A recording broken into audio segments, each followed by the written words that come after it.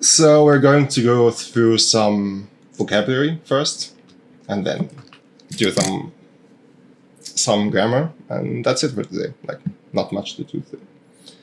So the first word is حوار. That's conversation. You'll also get the Anki cards as well with better pronunciation. So حوار is conversation. إحنا بنعمل حوار. We are doing a conversation. يحور. That's something you're going to hear often. يحور. That's like literally to make a conversation, but here it means like he's speaking lies or he speaking out of his butt, basically, in English. Or is it? Yeah. So we also have the feminine way would be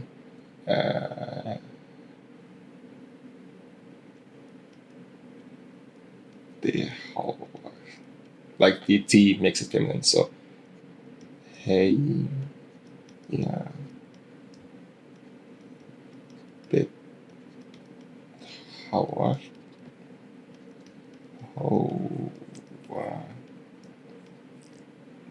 they, how are. And what was the meaning again? To say something that it's not correct, like to make something up. Like BSing? Yeah, basically. Okay, we have kamen, which means also or too. These two are also important. So zaman means time,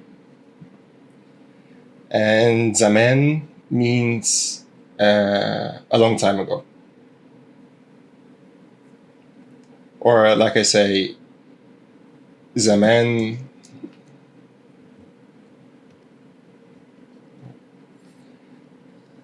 I am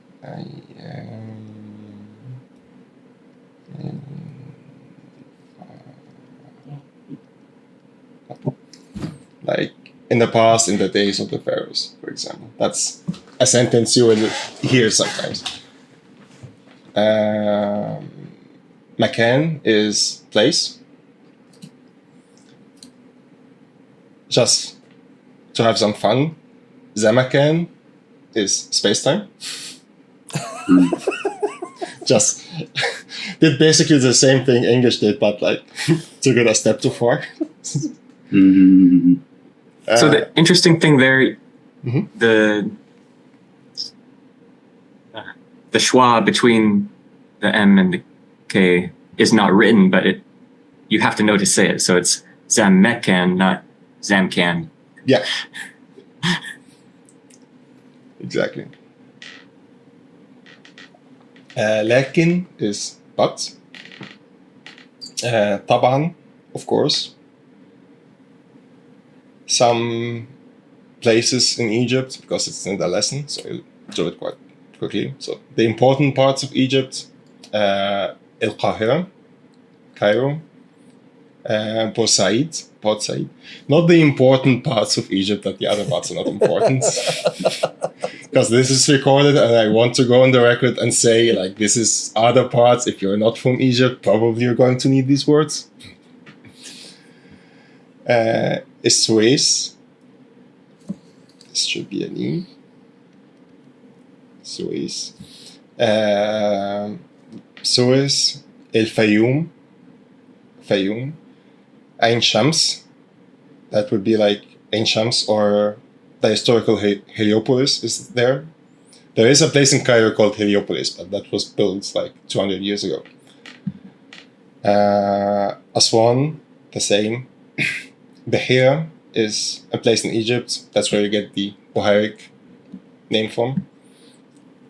Corniche is basically the area around the Nile. Dumyat is Damietta. That's where the furniture comes from. El Alamein is also like a famous spot near Libya. El Giza. There's also like the battle with the British and the Germans, was the Battle of Alamein that was there. El Giza. So that's in Masri you have to put an L before Giza. That's lost in English, in German. El Ghada'a, Hagada. Luqsor. That's a perfect example of what I said before. So when we write it Al-Uqsor, which comes from the word Khasf, which means palace. So the word means the palaces. We would write it this way, but we would pronounce it Luqsor.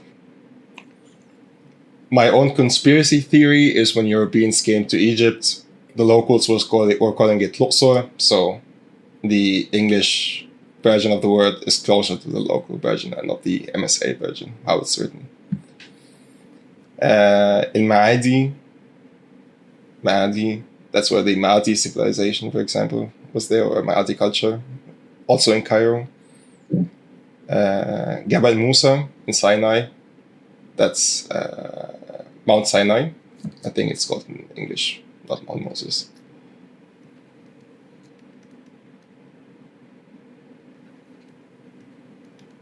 So Mount Sinai in Masri would be Jabal Musa. Then the Nile is Enil. Nubia is Inuba. Upper Egypt is El Said. Said comes from the MSA word to go up, sold. So it's like going up, or that place which is up. That's where you go get Saidic in Coptic form. Sa'a is Saqqara. Sina is Sinai. Ba'd iznak is excuse me, which literally means with your permission. Law samaht, please excuse me if you would allow it. So if you want to get someone's attention, you would say law samaht, and then ask a question, for example, like law samaht al-hammam fin.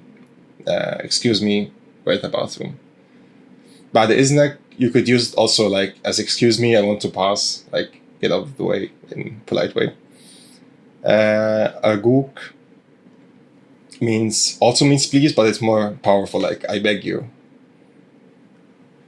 That's also a fun thing. For a foreigner, you have two words. You have Agnabi and Khawaga. Agnabi is the default way of speaking about someone who isn't Egyptian. Like anyone who isn't from Egypt is Agnabi. Khawaga is more of a foreigner who isn't from a foreign culture, if that makes sense.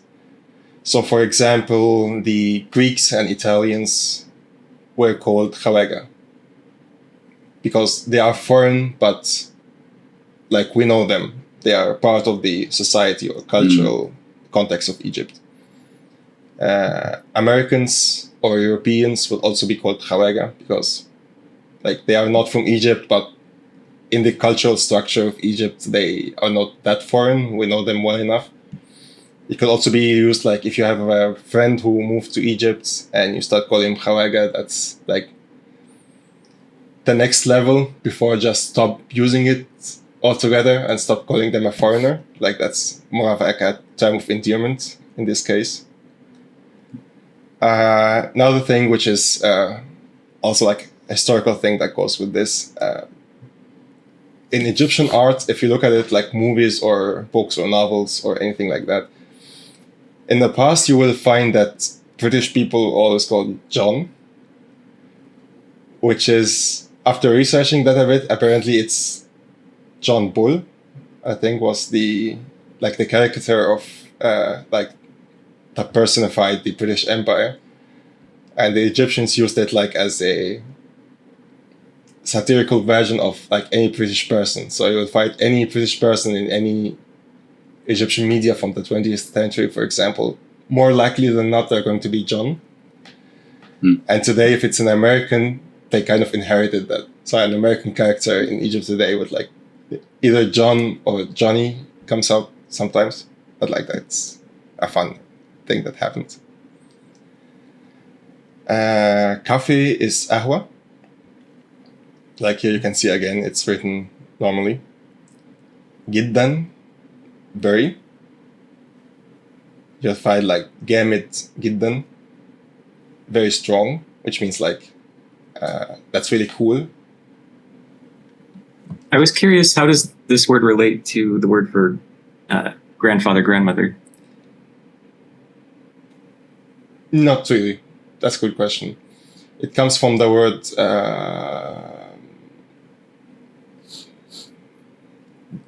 jat, which means serious.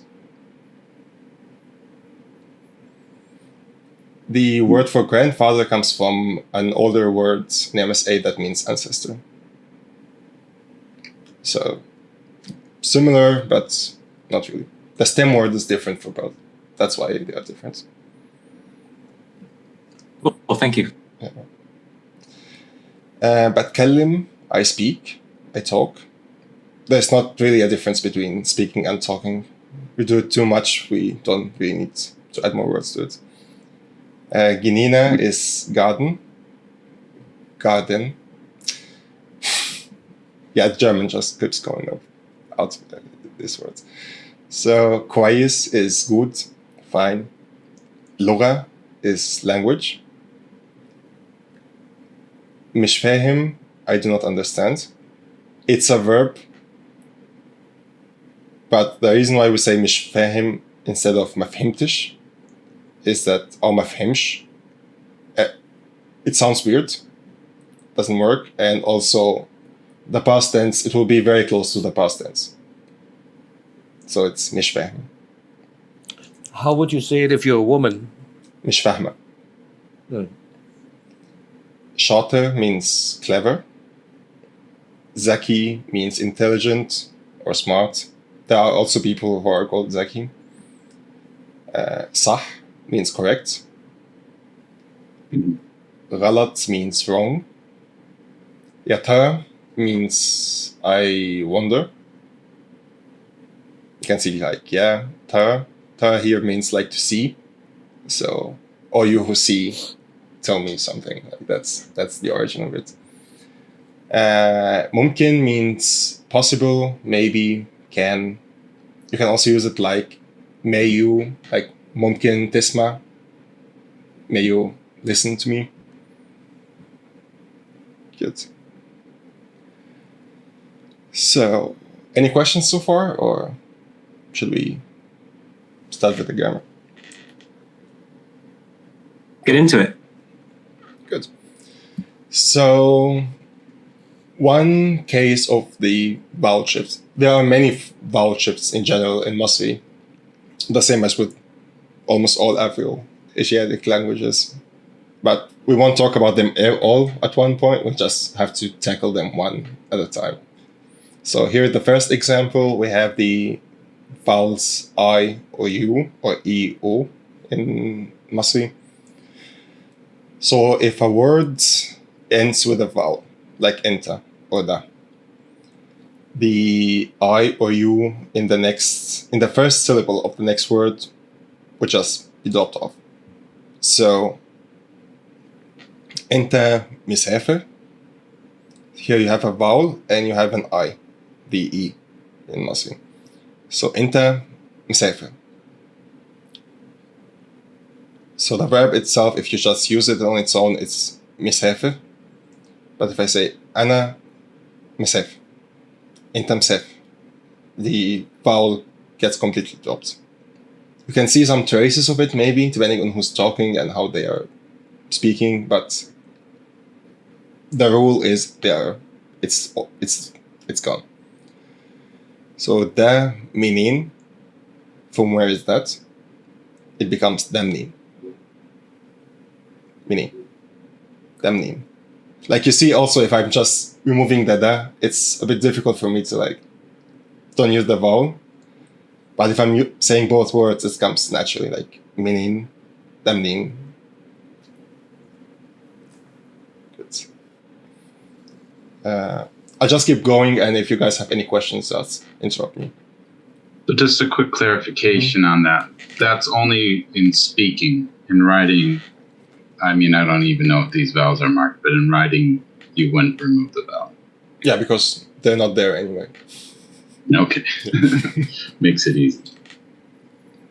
That's why people get confused, like why don't this language group ever write vowels? And that's exactly the reason. It's just too much work because vowels keep changing all the time, so it's not really...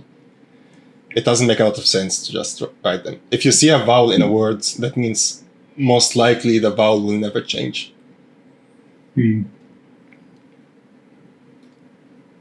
So you have we spoke about this last time a little bit.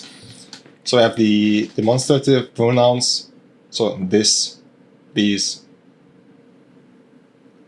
In Arabic or in Masri specifically, you have 3 ways of saying it: masculine singular, feminine singular, and then the plural, which doesn't have a specific gender. So that means this or that, so there's no differentiation between this and that. D, so that would be for the feminine singular, and dol would be plural for both genders. They, like, you can always remember them as this, that, or these, those. But as you probably have noticed, like, Egyptians like to use it way more often in their sentences. At least more than the way we use this and that. Like, it's part of questions, for example. It's part of how to emphasize something. Like, اسمك ده? Is this your name?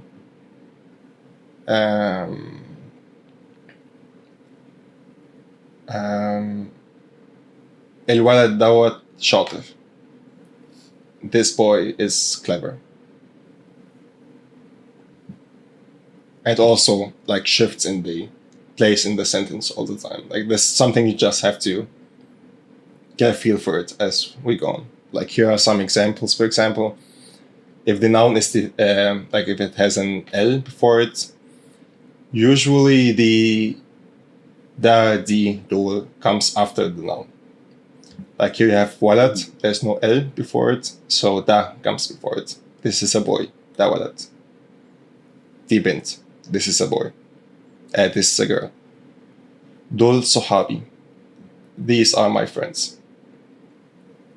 But if you have the L before it, or in this case, so الكتاب ده, this, that book. Da walad, if I want to say, like, this is a boy, you have to remember if there's a da and a noun, then you have the is, or the verb to be is in the middle. But if I want to say this book, it would be this boy, it would be الولد ده. So that's kind of the difference. الجنينة دي, this garden. الناس دول, these people. Sometimes we'll find people adding the L here as well, like الكتاب, الجنينة. It depends on who's talking. Like, for me, it's easier just to drop the L, but sometimes I would add it because I want to emphasize something. Like, I would say الكتاب ده, this book, or الكتاب ده, this book. Are you calling out a distinction for those consonants, the k and g, or does this apply to all the sun consonants? There's a chart I'm going to use because I can't, because I really don't know why we drop the L and why we keep it. Like, I've used it so often, just like a feeling. I know when it's there, when it's not there. So I have to get that chart at some point and put it in the lesson. Because the book said that those consonants, even though they're not according to the rule of the sun consonants, that they're still treated the same way. But it sounds like you're saying maybe there's a little more variation. Yeah, like I said, it's more of a feeling for me. But if it's dropped, like الكتاب, for example, or الجنينة, I might add the L again to emphasize something. Like, but there is a rule. Like, at the beginning, I would recommend just following the rule, and then as you get more of a feeling for the language, then you'll be able to do it. Okay. Aurelio, I think it wasn't until lesson 3 if you were looking for it. I am. Thank you. Appreciate it. Because like you, I have a distant memory of sun consonants in MSA, and I know K and G are not part of them. So I was just wondering, how does it work? Yeah. Because in the sun consonants, those are all the dentals and the sibilants, right? So anything that is like a T, L sound, and anything that is a S, Z, whatnot sound. But yeah, now we add the K and G sounds. Interesting. There's, like I said, there's a very good chart. I will send it more. I think I sent it before in the Discord group, but I'll send it again. Can talk about it later. Okay, so countries and nationalities. I think that was a topic as well on Discord a while ago. So the way basically, if you want to talk about a nationality, it's mostly just an adjective. So if it's a masculine, you just add an E at the end. If it's a feminine, like a woman from a certain country, you just add the A. So if we say Masri, Masr, that would be Egypt. Masri would be Egyptian, male. Masriya would be Egyptian, female. For German, Almania would be Germany. Almani would be like a German man. Almania would be a German woman. America, Ameriki, American, Amerikea, American. Faransa would be France, Franci, Frenchman, Franceya would be Frenchwoman. With these two, like I think once someone asked about it, I think that was you, Lawrence. Like with American, Ameriki, sometimes we say Americani or Americanea. With French, Frenchman or Frenchwoman, we would say Français, Françaoia. With Mas, that's the same thing. You can say Masawi, Masaweo. That's less of a nationality and more of emphasizing like the cultural aspects of that person. Like Americani would be not necessarily that he's American, but mostly that like I'm emphasizing his Americanness, if it makes sense. Like I would say Soea Americani. Like he drives like an American. Yeah, not like a person who's from America emphasizing where he's from. Yeah, like I can call like a friend who's from Egypt, for example. Hoa Swatu Americani. The way he drives is American. But that's more of for countries where we have like a very strong image from these countries. Like the French people in general all over the world have like a very stereotypical image of them in many cultures. Americans the same way, so that's why there's Egyptians also. So that's why there's the rule also applies to Egypt. So that's where you have like these exceptions. So for Italy, Italia, that would be Italia, Italy for man, Italia for woman. In general, the weird thing is in Masri, the names of the countries are very Spanish in a very weird way. Or French, maybe that's why, and then they got twisted a little bit. So there are French words that suddenly sound Spanish because the Egyptians kind of like changed it. Like you have Spain would be España. So a man would be Aspani, woman would be Aspanea. England would be Inglaterra.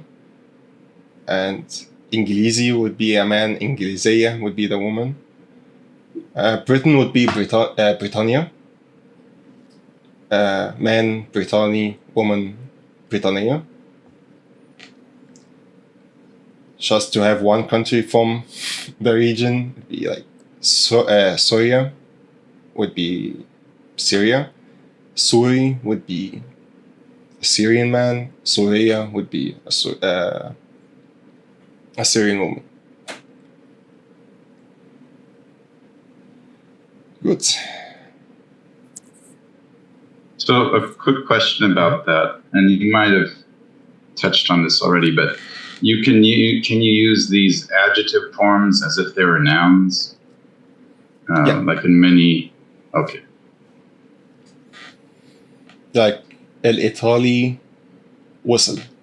The Italian arrived. Okay. Or wasal. The Italian wasal. The Italian has arrived. So plurals are annoying. There is a rule with them, like human adjective, nationalities. You mostly add an ein or ayin. You'll see how that works in practice in a moment. Feminine, you add an at at the end. There's also something we call the broken plurals, like basically plurals that you have to memorize. In MSA, there is the plural of a plural. That's like the royal we in English. Yeah, the Egyptians just completely dropped that, so I'll spare you this part. Like if you read something, that the reason why I'm mentioning it, like if you read because if you read Masri, you will be able to understand MSA a little bit. So if you find like something from the Quran, for example, so the Quran is written in first person, so basically it's God speaking in first person. So you will find that when God is speaking, he doesn't say I, he say we. The verb is always conjugated in first person plural. And if he's using the plural form of something to refer to himself or something related to him, he would use the plural of the plural. So the highest, basically, royal form of a word. So if you learn a plural and then discover that that's not the plural I've learned, that could be like the plural of the plural, which it's not part of Masri anymore. Just out of curiosity, what would like the plural sound like spoken? So you have like so we have Sayyid, a lord. Mm-hmm. Asyad would be lords. Sadat would be the plural of the plural of lord. Like the Egyptian president, for example, Sadat. That's where his name comes from.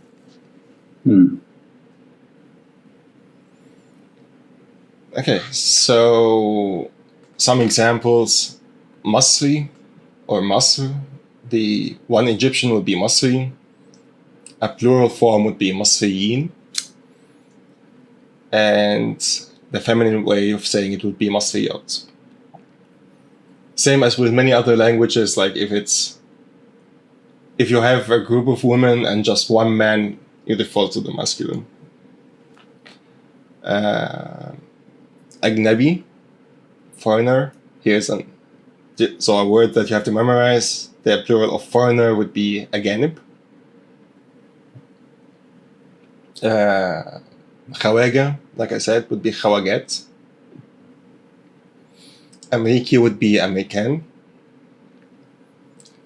French would be Fransawiyin or Fransawiyat. You can also say Franciyin, but that's like in this case it sounds a bit weird. So in the plural, I would choose to use the Fransawi version of it. So walad would be walad, bint would be banat, balad, country. So balad, country would be bilad. Lugha would be lughat, languages. Hiwar would be hiwarat, conversations, dialogues. So sometimes it's easy to understand, like with girl, you get the normal AT ending for the plural. Sometimes, like with boy, you just have to know that, okay, the vowel shifts there from A to E. It's the same with balad, country, becomes bilad. Has nothing to do with masculine and feminine, by the way. Like boy, walad is masculine, balad is feminine. So, same way of making the plural, even though they both have different genders. So just, you have to learn it as you go. Let me make sure I have this right. The singular for boy is walad, and then the plural gets a longer vowel in the second syllable. So walad. Is that correct? Or walad? Yeah. Walad. You can see that in the spelling by having an extra aleph in there. Exactly. You see that right?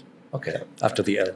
And that's also an example of how the vowel gets added, and because it's not going to change anymore. Like that's a stable A, so it gets added as well.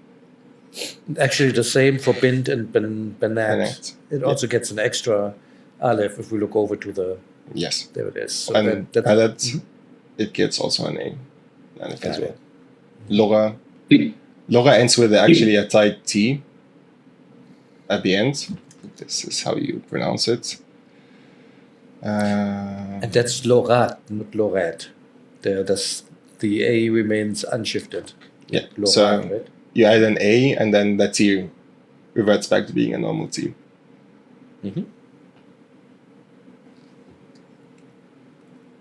Good. A weird way, sometimes it also changed gender. Like, where is my mouse? So, hewar. Hewar. It's hewar, conversation is masculine. But the plural becomes feminine. Why? Wow. We talk to ourselves, they talk with friends. Yeah. So that's why plural is like really annoying in Masri. It's just doesn't have a rule. You just have to learn it. Like same way with German, you have to learn the gender. In Masri, you have to learn the plural. Okay. Yeah, we can do this fast. So if a word it ends in an E, like a long E,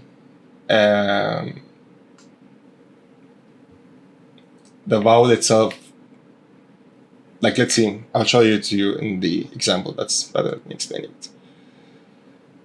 So if you have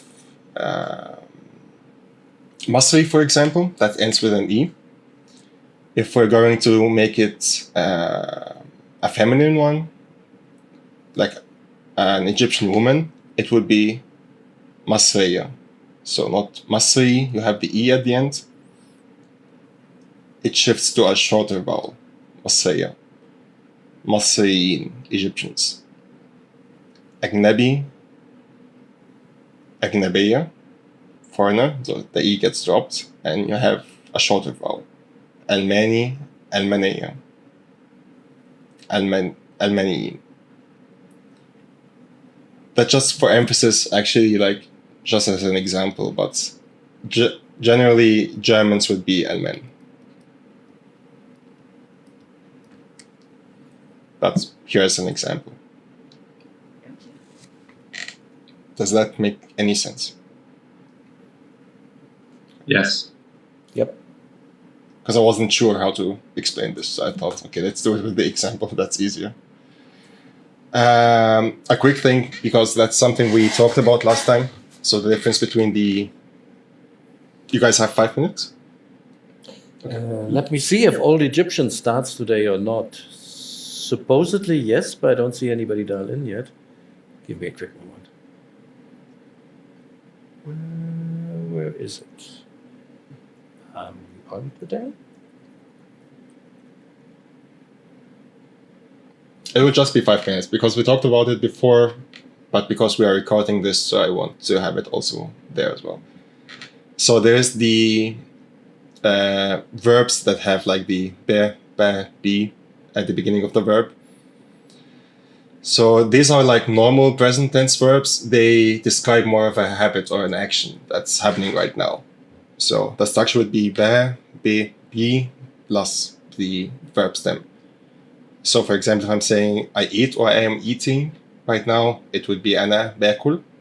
I go to the gym on Thursdays, so that's a habit. So أنا بروح, I go. You are eating, أنت بتاكل. That's an action that's happening right now. He speaks Masri. She speaks Masri. هي بتتكلم Masri, because that's a habit of her. That's something that she does regularly. The me at the beginning of the word, like مسافر, this describes more of a state. Like she is currently, like أنا مسافر. It would be in English, the best translation would be I am traveling, but a better translation would be I am currently in the state of traveling. Or إحنا مسافرين, we are currently in the state of traveling. So that's the difference between the ba and the ma in the when you started with the Does ma. this depend primarily on the verb itself? Like there are certain verbs where they sort of make a notional distinction, or is there something else going on? Like, would you say ana makol? Mm-hmm.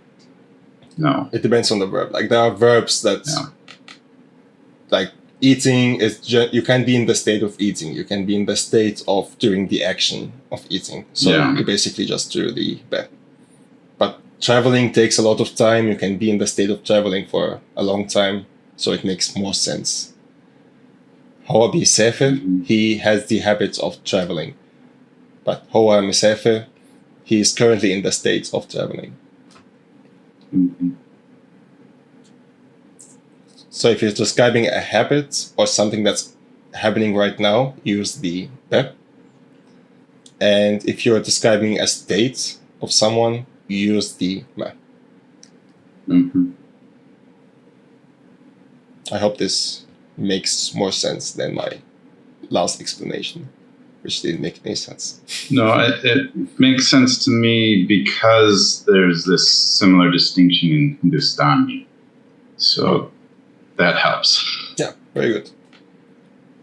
Yeah, I don't think I have a category for distinguishing this state. So hopefully it just feels natural at some point. It clicks at some time, because I didn't even know the rule. I just had to look it up. But it feels like natural at some point.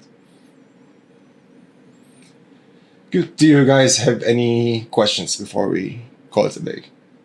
I had just a few minor questions. Yeah. So the word gym, in Cairo they say gim, not gym. Like, so how do for a loan word like that that has that soft j sound? It remains. What do they do? So how? But in writing, it would be indistinguishable. It would look like a hard G. Yeah. So you would just have to know, oh, gim is actually gym because it's a loan word, so we pronounce it that way. Yeah, because Arabic doesn't have like MSA. You write in MSA, and MSA doesn't have a g sound.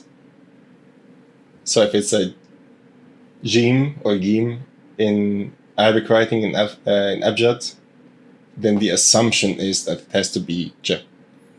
Okay, so j is actually the default, even though in speaking it's not. Yeah, you don't have it. Yeah. Okay. I was also curious when we were talking about the names for America, Americans, the R in the middle. When I hear you speak it, it sounds maybe like a French or a German R, like it's almost not there. It just sounds like vowel like. Yeah, don't follow my R. I speak it. So yeah, I was curious. Am I hearing like the German pronunciation of the Egyptian word? Normally, you have to roll your R. I can do it. I blame my aunt for it because she also can do it. But so there should be something with the tip of your tongue for that R happening. You have to, yeah, exactly. Like you have to roll your R, like in Spanish. That's actually the way you have to do it. Yeah. Thank you. And I think I told you guys nonsense a moment ago. The plural of Lora language is Lorat, right? Not Lorat. Is it an A or an R sound? In language, Yes, languages. Lorette. Lorat. It's an A sound. Mhm. Okay, I got confused because the the Spanish R, that one, Mhm. that prevents shifting from R to A, but the other one, the R, that one doesn't. So I got confused there. So it's Lorat. Okay. Because it's Lora would be the singular, but Lora ends with a T. Mm-hmm. Right. Doesn't sound like it, but it's actually a T. Whether or not that was an actual T at some point in the past, and that's a conversation for the scholars. But Has to be. It is an Egyptian, so it has to be in. yeah, it probably had the same shift as like Egyptian losing its permanent T at the end as well. So probably the same. Oh. Yeah, but it's just gets treated like a normal T, even so, though we don't pronounce it as a T anymore. Cool. Good. Well, thank you so much. Yeah, thank you. Yeah. Thank you. Great. Great Thank lesson. you all. Yeah, thanks. Thank you all See for you being soon. here, and yeah, have a nice Sunday.